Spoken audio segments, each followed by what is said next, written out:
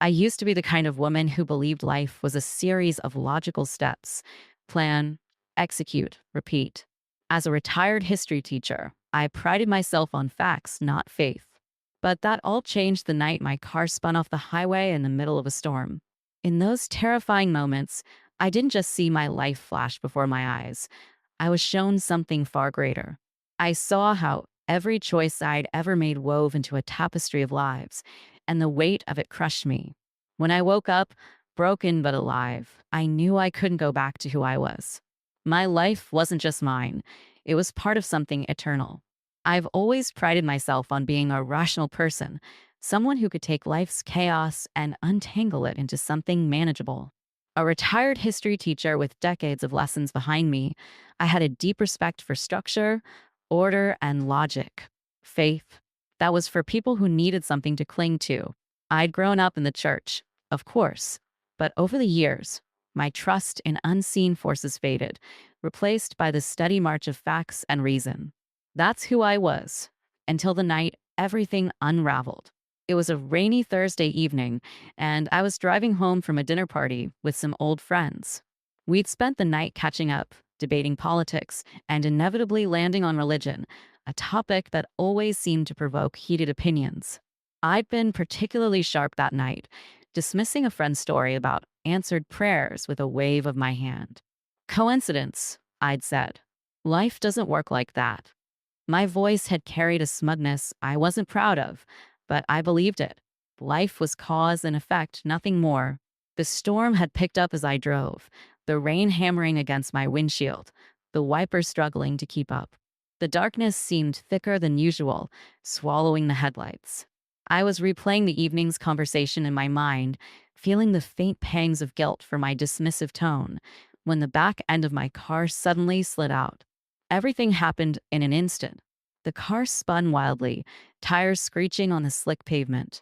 I gripped the wheel, my heart hammering as I tried to correct the skid, but it was too late. The guardrail loomed ahead, and I braced myself for the impact. The sound of crunching metal and breaking glass filled the air as my car flipped, tumbling into the ditch below. Then, silence. I thought I died. Maybe I had for a moment. When I opened my eyes, I wasn't in the car anymore. I wasn't anywhere I could recognize. I was standing, or at least I felt like I was standing, in an endless void of shimmering light. The air, if you could call it that, was heavy with a strange, overwhelming presence. It wasn't frightening, though. It felt familiar, comforting, and yet humbling. I tried to move, but it was as though the light itself was holding me in place.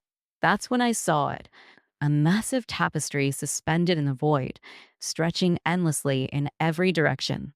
It was unlike anything I'd ever seen, glowing with threads of gold, silver, and colors I couldn't name. The threads shimmered and pulsed as if alive, weaving intricate patterns that seemed to shift and change before my eyes. "You are here," a voice said, deep and resonant, coming from everywhere and nowhere at once. It wasn't harsh or commanding, but it carried a weight that made me feel small, like a child before a towering parent. I tried to speak, but no words came. My mind raced, torn between disbelief and awe. This had to be a hallucination, some kind of trick my brain was playing on me as it shut down. Yet, it felt more real than anything I'd ever experienced. The voice continued, "This is the tapestry of your life, Margaret. Every choice, every action, every thought is here, woven together with the lives you've touched." I shook my head, trying to make sense of it. My life? What could it possibly look like on something so grand?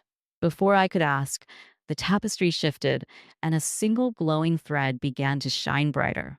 It unraveled, stretching toward me like a golden ribbon. As it moved, scenes from my life appeared within it, vivid and impossibly detailed. The first scene was small, almost mundane. It was me, sitting at my desk during a break between classes, talking to a student who'd come to me in tears about failing a history test.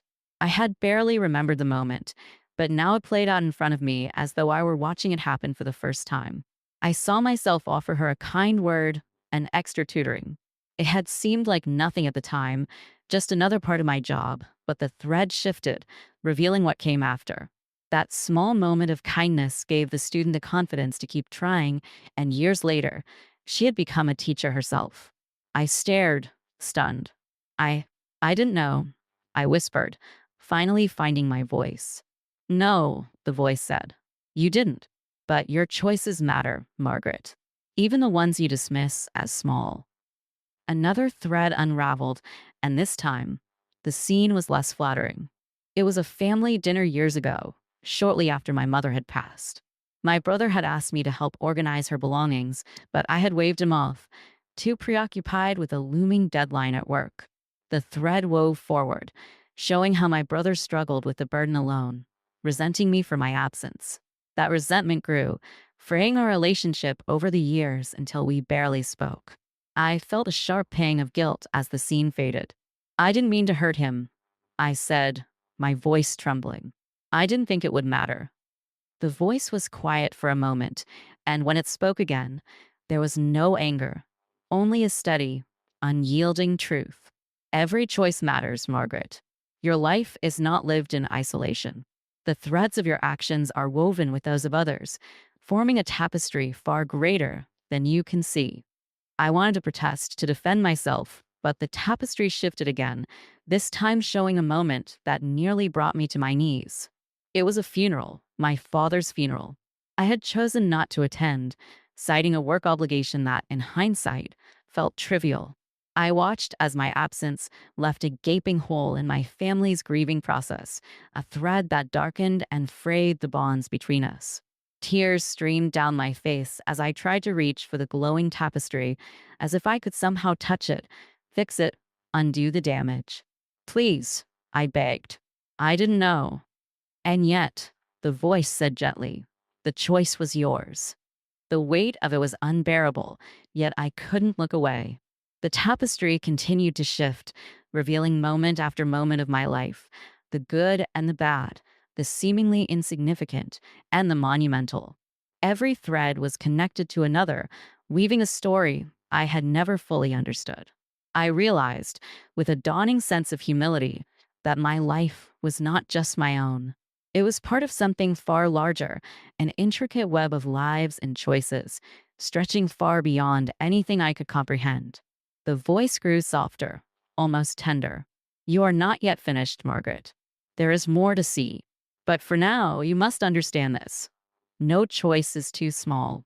You have the power to heal, to build, to love, or to harm, to neglect, to destroy. The tapestry is yours to weave. The light around me began to shift, and I felt myself being pulled away, back toward something cold and heavy. Panic rose in me as I realized I didn't want to leave. Not yet. I wasn't ready. There was so much I didn't know, so much I hadn't done. But the light faded, and with it, the tapestry disappeared. The last thing I heard before everything went dark again was the voice, calm and steady. Choose wisely, Margaret. You are part of eternity.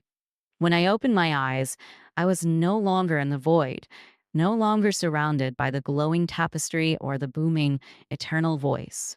Instead, I was lying in a hospital bed, my body a patchwork of pain and numbness. The faint beeping of a heart monitor filled the room, steady but distant, like a drumbeat I couldn't quite align myself with. For a moment, I thought it might have all been a dream, a vivid, haunting nightmare brought on by trauma and adrenaline. But as I stared at the sterile white ceiling above me, the images of the tapestry burned in my mind like an imprint left by staring into the sun. It wasn't a dream. It couldn't have been. The door to my room creaked open, and a nurse entered, her face soft and kind, though her eyes held the practiced detachment of someone used to comforting the wounded. "Good morning, Mrs. Evans," she said gently. "You're awake. That's a good sign." I nodded faintly, wincing as the movement sent a sharp pain through my neck. My throat was dry, and when I spoke, my voice cracked. "How long?" "You've been here 2 days," she said, checking the machines around me with deft, efficient movements. "You were in a pretty bad car accident, but the doctors say you're lucky. No major internal injuries, just some broken ribs, a mild concussion, and a whole lot of bruising." Lucky. The word sat heavy on my chest. Was it luck that had brought me back, or something else entirely? I couldn't shake the weight of what I had seen, the threads of my life stretching out in infinite directions, each one connected to something or someone else. The thought of it sent a shiver down my spine, though I wasn't sure if it was awe or fear. The nurse finished her checks and gave me a small, reassuring smile. You rest. Let us know if you need anything. She left the room, her footsteps fading into the hallway, leaving me alone with my thoughts. I tried to piece together the events that had brought me here. The car crash was vivid in my memory. The rain, the skid, the guardrail, but it was everything after that which felt surreal, as though it belonged to a different reality entirely. Yet it was as real to me as the four in my arm, the bandages around my ribs. The tapestry, the voice, the scenes of my life, they had carved themselves into me in a way I couldn't ignore. Every choice matters. The words echoed in my mind over and over, relentless drumbeat of truth. I closed my eyes, trying to shut it out, but instead, I saw my brother's face, tight with pain and resentment as he sorted through our mother's belongings alone. I saw the empty chair at my father's funeral, the hole I had left in the fabric of my family. And I saw the student who had turned her life around because of a moment of kindness I had almost forgotten. Every thread mattered. I couldn't stay in that hospital bed. The doctors might have insisted I needed rest, but I felt an urgency pressing against my chest, as if every second that passed was another stitch in the tapestry I was leaving unattended.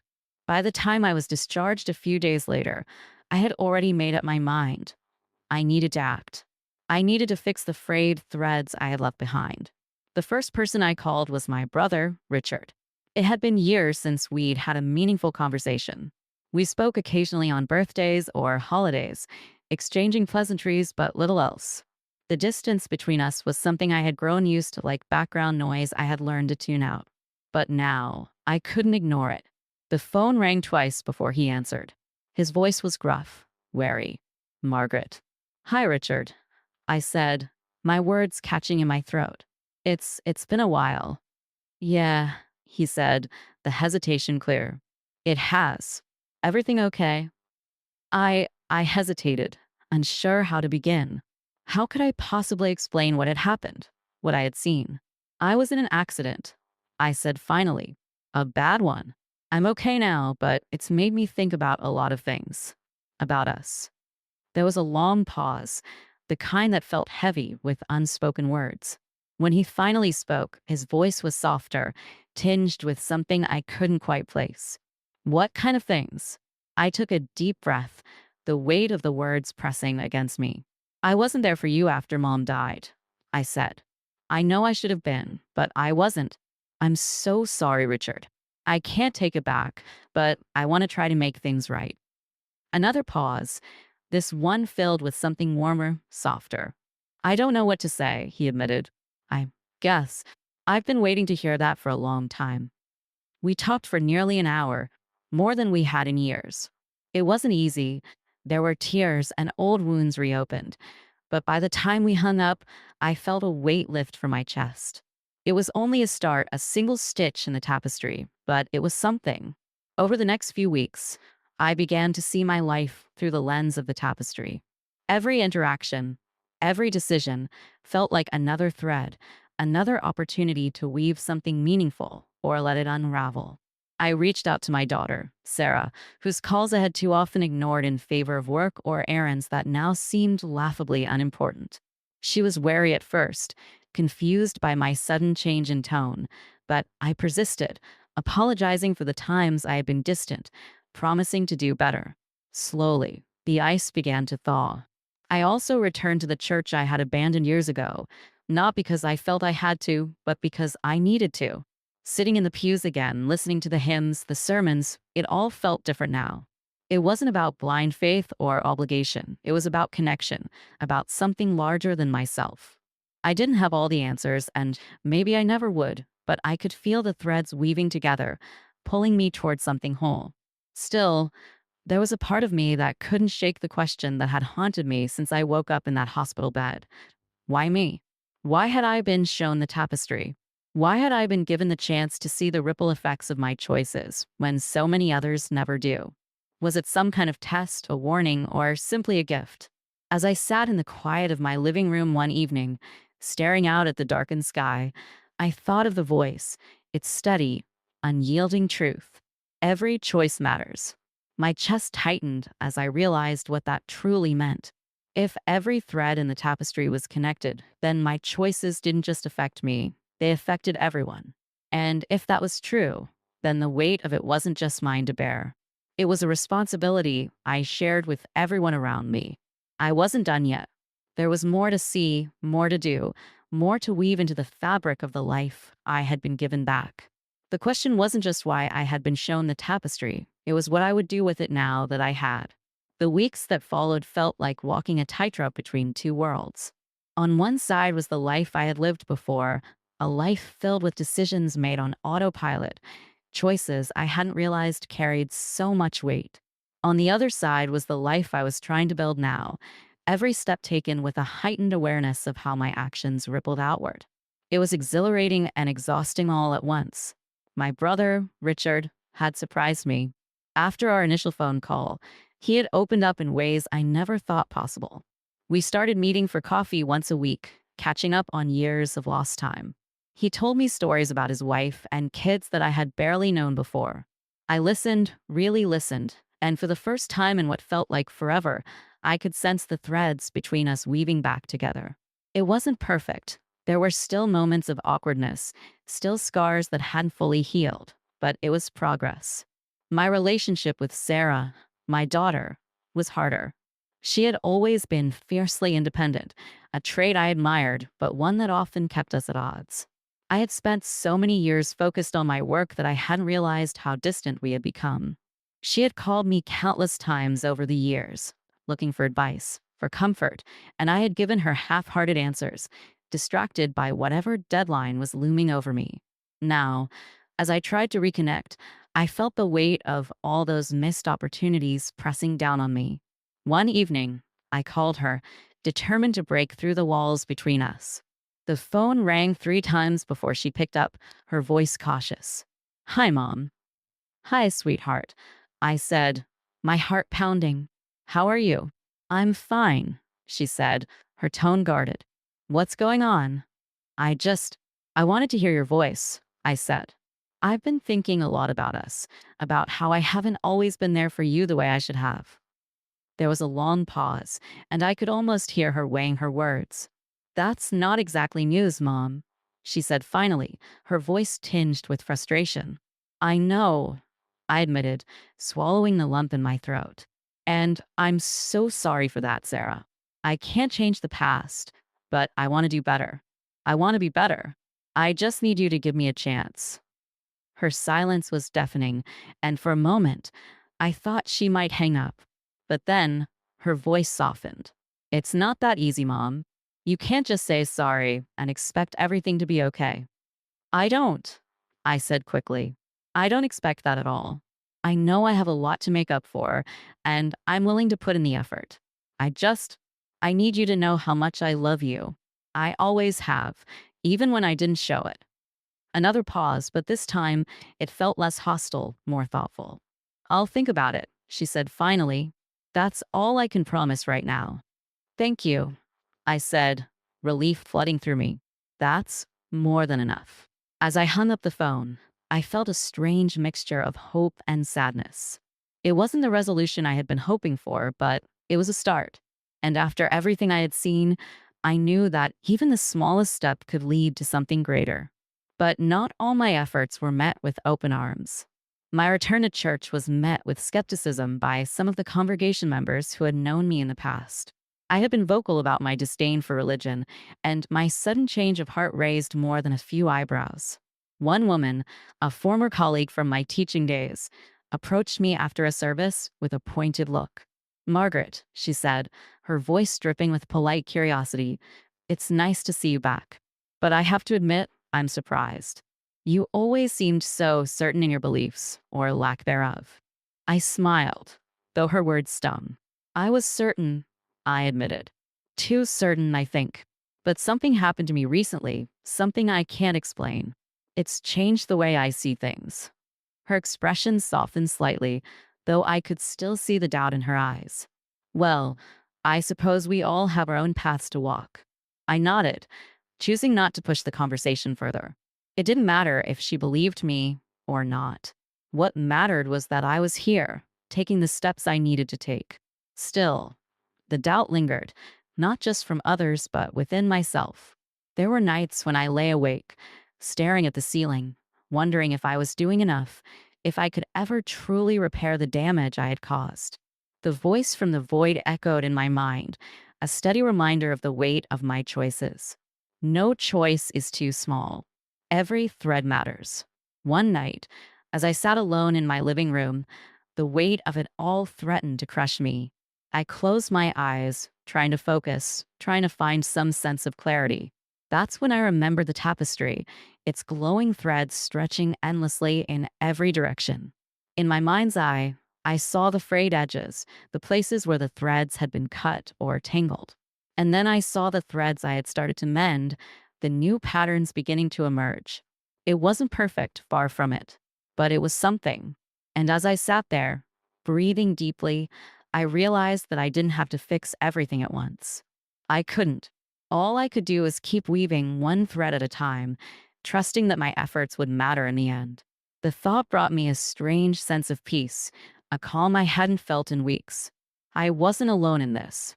The tapestry wasn't just mine, it was connected to everyone, a web of lives and choices stretching far beyond what I could see. And for the first time, I felt a flicker of something I hadn't felt in years: faith. Not the blind, unquestioning faith of my childhood, but something deeper, something rooted in the knowledge that every thread, no matter how small, played a part in the greater whole. As I drifted off to sleep that night, I thought about Sarah, about Richard, about the people in my life who I still had the chance to connect with. I thought about the threads I had left undone and the ones I had yet to weave.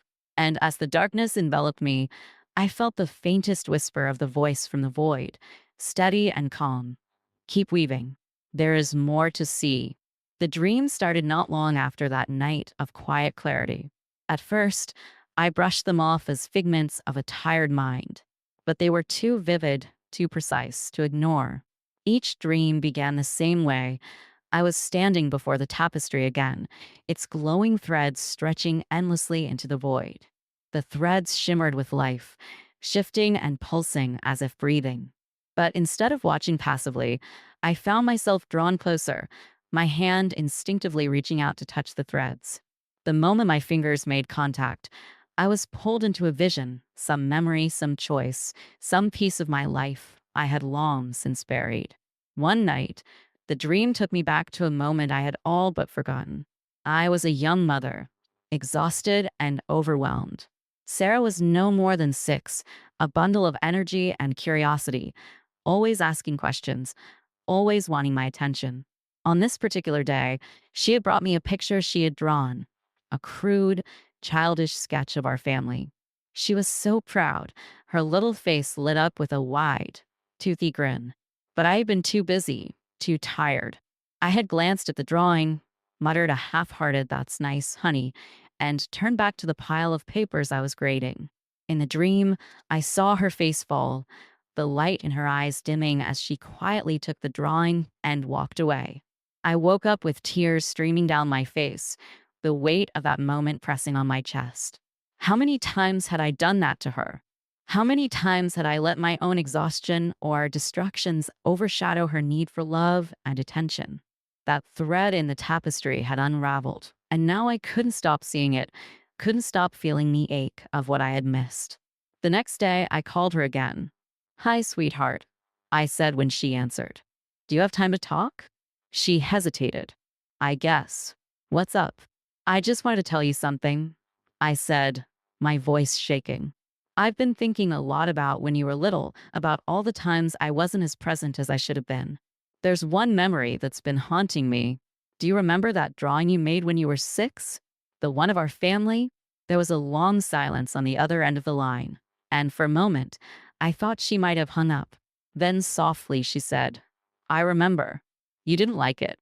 "Oh, Sarah," I said, my voice breaking. I loved it. I just didn't show it.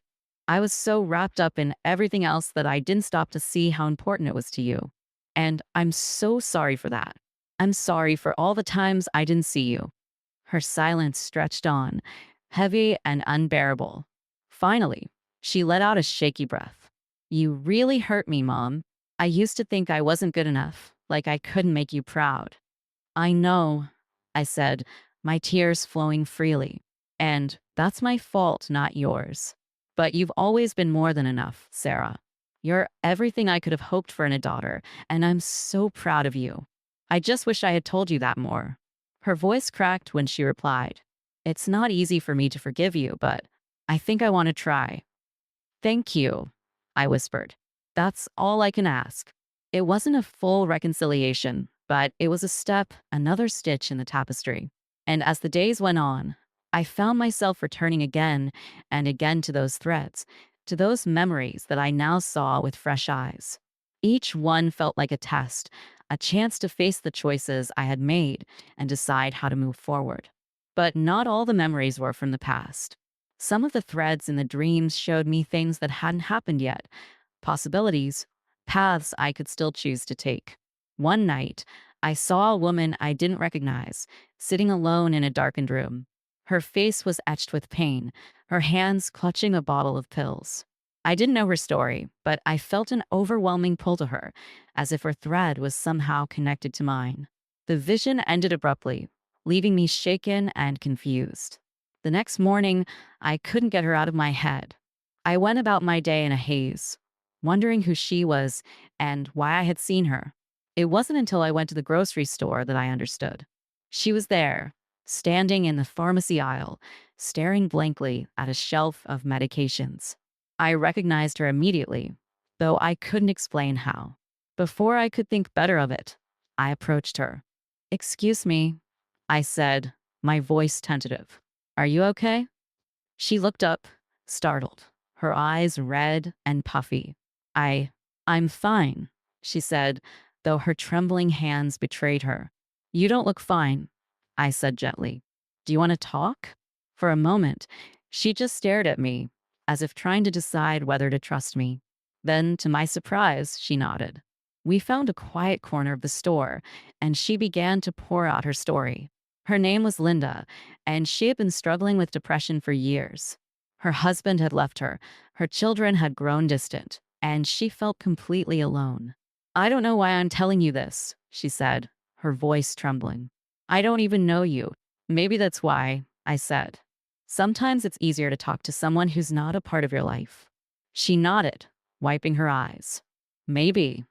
We talked for nearly an hour, and by the end, she seemed calmer, lighter. I gave her my phone number and told her to call me anytime she needed someone to talk to. She smiled faintly as she took it, and for the first time, I saw a glimmer of hope in her eyes.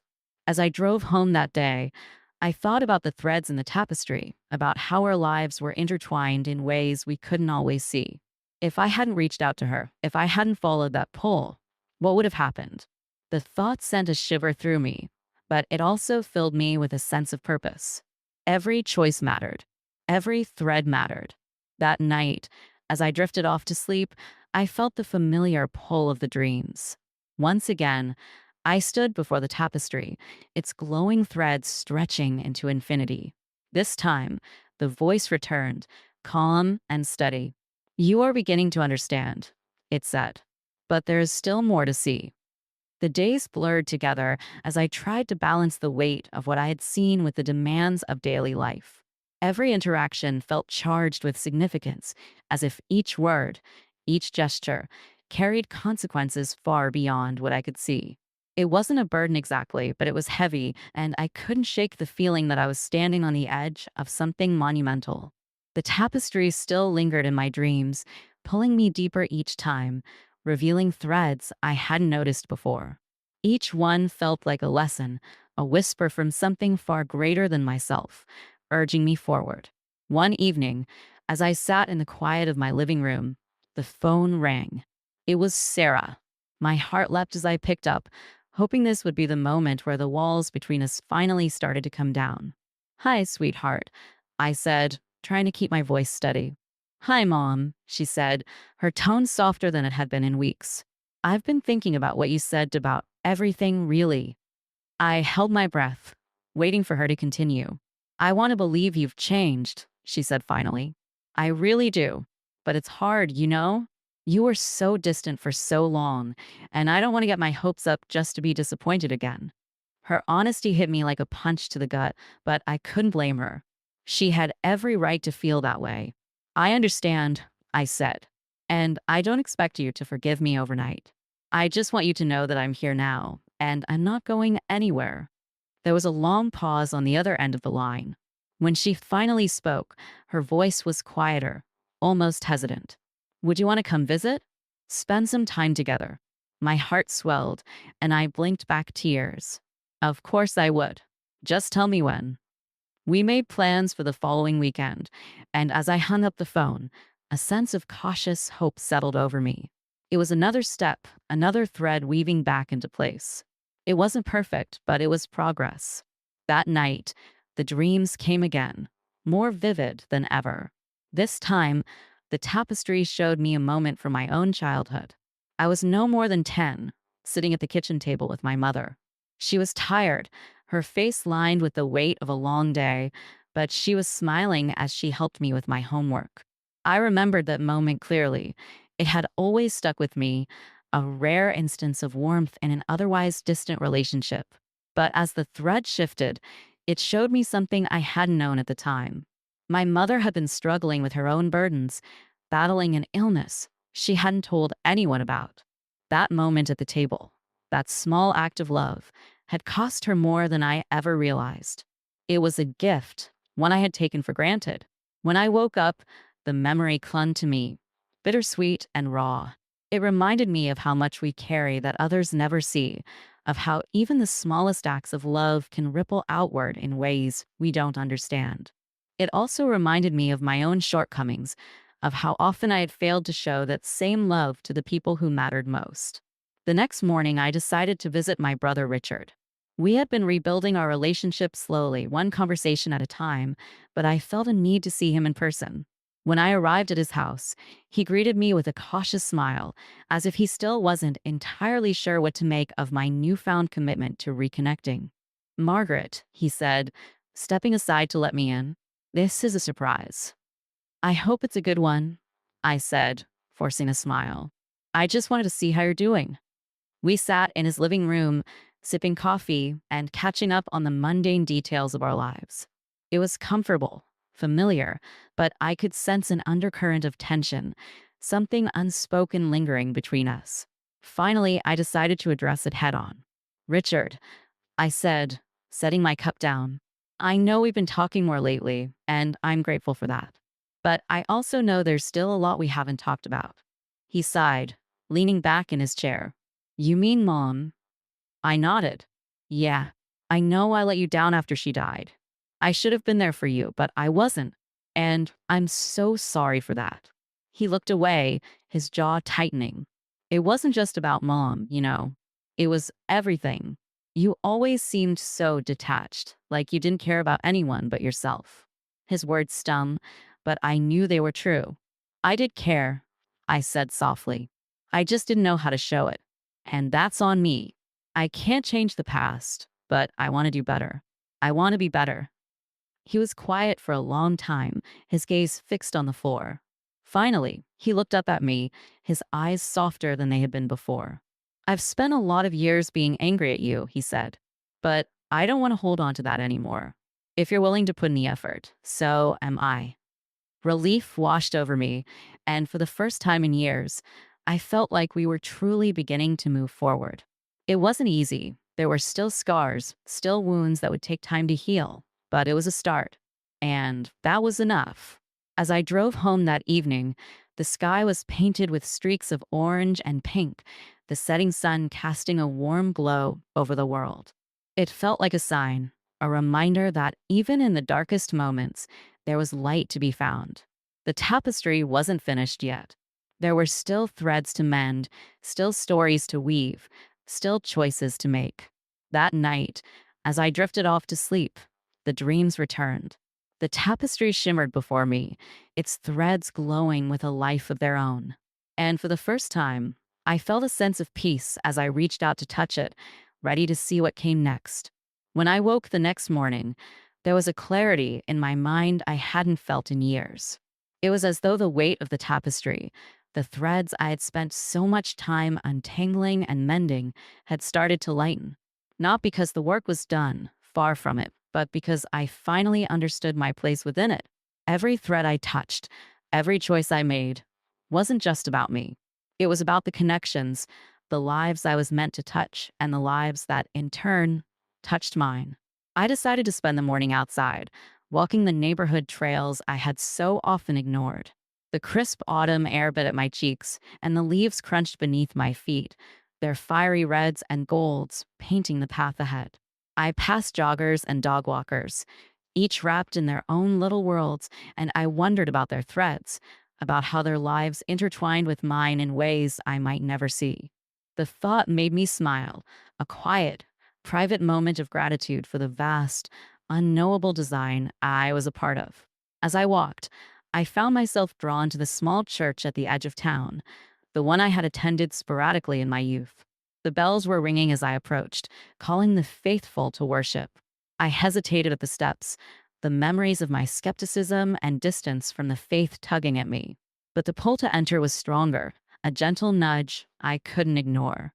Inside, the air was warm and filled with the soft hum of conversation. The congregation was small, mostly older couples and families with young children, but there was a sense of community, of belonging, that wrapped around me as I slid into a pew near the back. The service began, the familiar rhythms of prayer and song washing over me. For the first time in years, I didn't feel like an outsider looking in. I felt present, connected. The pastor's sermon was about forgiveness, about the power it had not only to heal relationships, but to set us free from the chains of anger and regret. His words hit me like a bolt of lightning, and I realized how much forgiveness I still needed to offer, not just to others, but to myself. I had spent so much time regretting my past choices, lamenting the damage I had done, that I hadn't allowed myself to fully move forward.